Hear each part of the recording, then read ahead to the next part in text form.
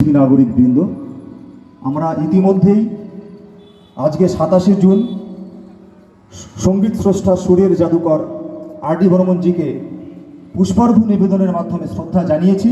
এবারে কেক কেটে তার 86তম জন্মদিন আমরা উদযাপন করব।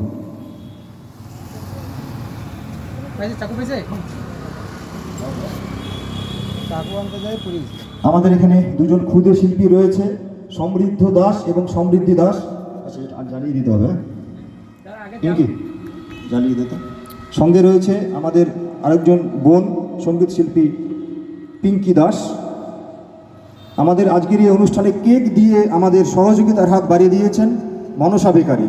মনসা বেকারির মালিক সুকুমার সাহাকে আমরা আন্তরিকভাবে ধন্যবাদ জানাচ্ছি।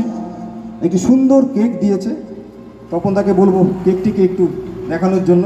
তিনি লাইভ করছেন। আজকে রাহুল দেব বর্মনজির 86তম জন্মদিন। আমরা 86 এখানে মোমবাতি জ্বালিয়েছি। এই 86তম মোমবাতি জ্বালালো পিঙ্কি দাস। এবার কেক কাটবে সমৃদ্ধ এবং সমৃদ্ধি দুজনেই। তোমরা একসঙ্গে হাত দিয়ে কেক কাটে, সবাই কিন্তু হাত তালি দেবে।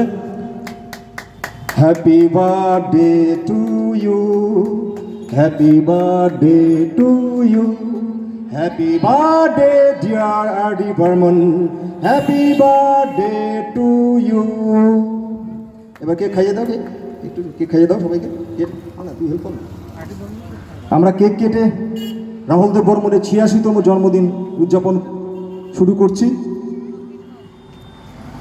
তপন তাকে দেবে, বাচ্চাটাকে দিয়ে নাও। না, তুমি গ্রুপ পেয়েছো,